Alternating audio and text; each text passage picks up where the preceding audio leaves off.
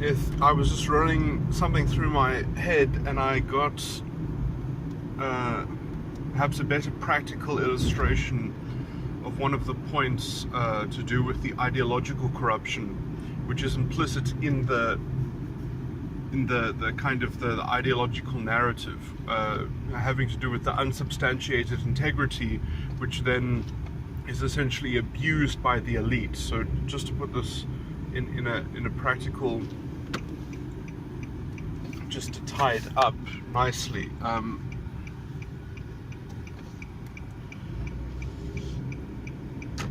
is as soon as you create a special privilege, ideological privilege, which is the supposed solution and answer to the systematic privilege which needs to be fought against, as soon as you do that, essentially you've rigged the system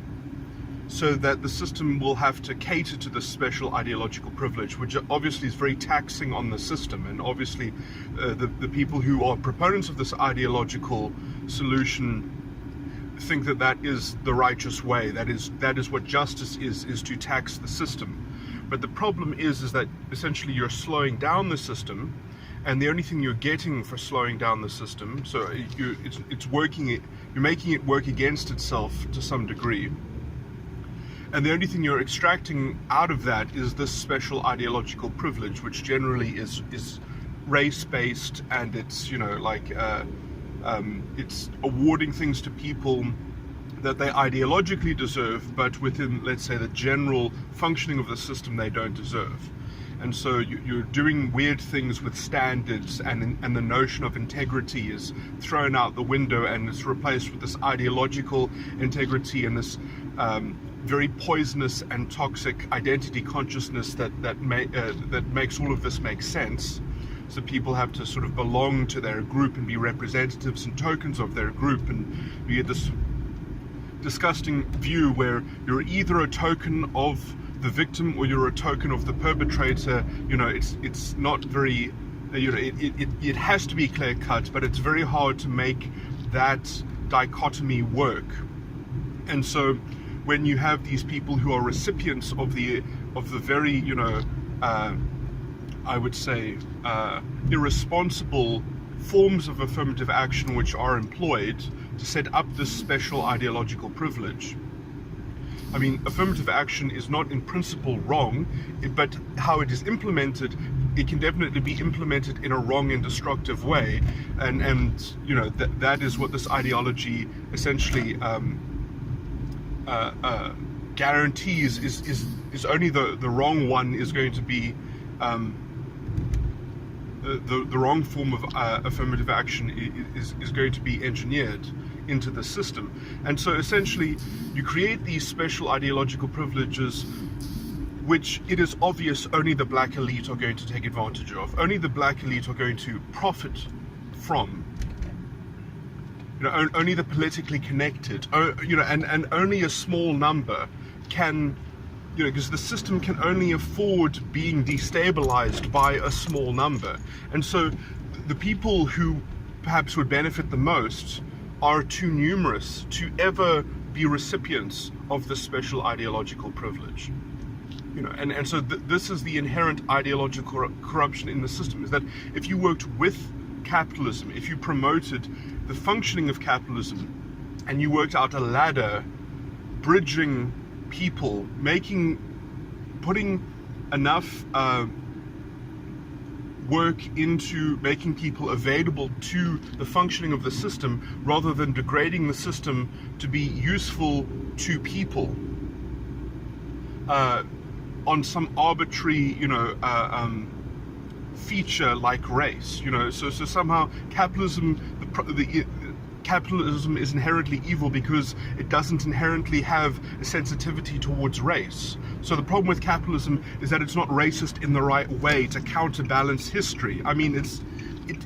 you know, incredibly unwieldy. This, you know, so you have this economics generated by sociologists who, I mean, are really the worst sociologists as well. I mean, like, sociology as a field is not inherently wrong, but I mean it's essentially been captured by a bunch of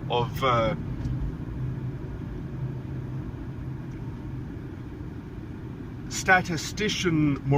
moralists who are creating morality out of statistics. You know, it's pretty insane that you can just sort of think that you can legislate for an outcome and that you just need to work towards some sort of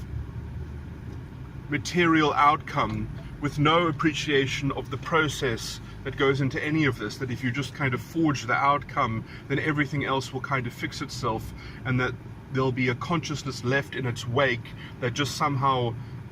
is believed like some kind of strange religion, some kind of strange racist religion which goes under the title or the label social justice.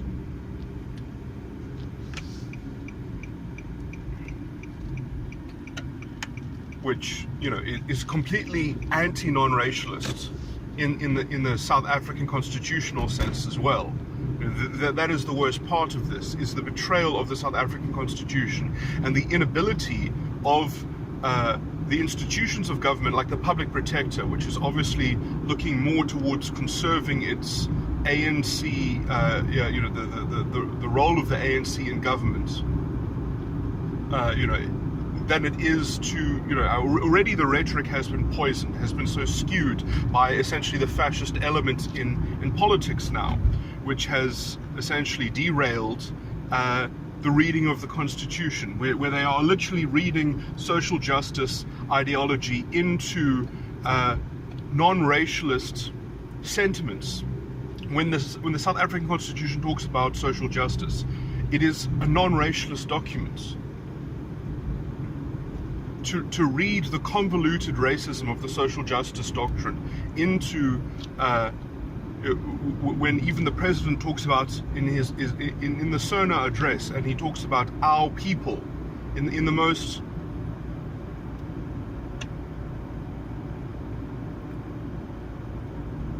race baiting, you know, in terms of protecting this incredibly irresponsible rhetoric in which the government has zero accountability, where everything is foisted onto history, and you know the idea of responsible governance is just sort of deferred into some that can be looked at some future point after we've reached some sort of racial break-even point within this ideological narrative. You know, it's at whatever cost that is in terms of implementing this ideological corruption, which ends up, you know, the development that has happened in this country has been in spite of this very toxic element, which, you know, to some degree has always been around, but had generally been kept contained.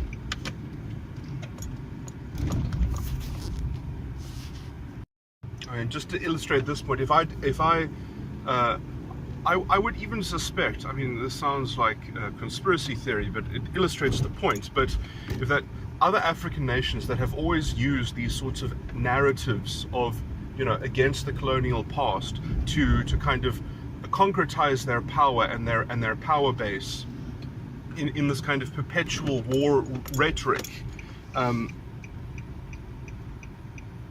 this is what allows political elites to exploit their people, because they're in this narrative of this systemic oppression, and so under those conditions, under that paranoia, you can get away with any undemocratic, anti-liberal, democratic exploitation, because, you know, you've got a token of the problem and you've got a token of the solution, and under that level of token politics, you can conceal a huge amount of exploitation and corruption. And so I would say that because the money that is behind Julius Malema, I would say, I mean, I don't know where it's coming from exactly, but if I had to guess, I would say it has to be something like people are not happy with the Rainbow Nation, and revenge is an easier way to channeling the gravy train that is the state. You know, the riches of this country look too good.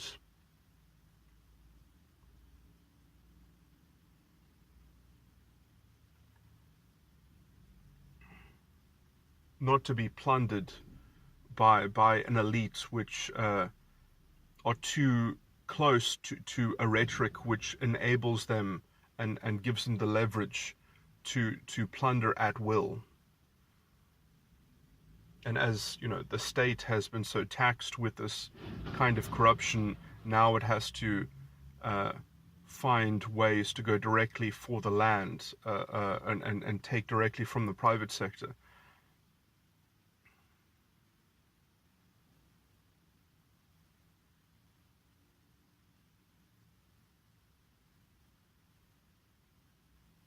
Where obviously, you know, I mean, even how the EFF has designed how they're going to implement this policy, how they're talking about it. I mean, it's so disgusting that they wouldn't give the ownership of, they cannot give the ownership of the land to the people because they will just sell it. That it'll go back to the private sector. So somehow some state entity must be the warden, so that they must sort of be locked into it, and they must stay there as subsistence farmers, while the urban, politically connected elite rule over their part of the plunder, and the poor are given to being subsistence farmers. You know, it's a corrupt vision of development. It's a very pessimistic. You know, the idea that no people they need, the only progress that they get is the progress dispensed to them by a paternalist state, and we're not going to educate them, we're going to turn them into subsistence farmers.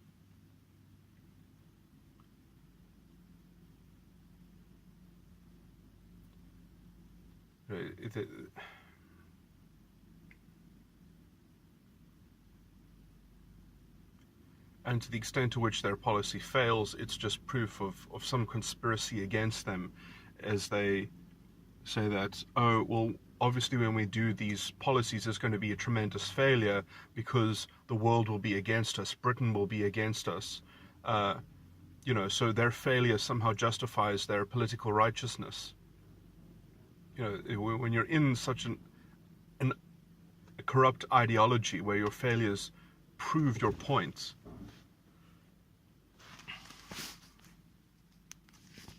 you know, at what point do you realize that these people are false prophets?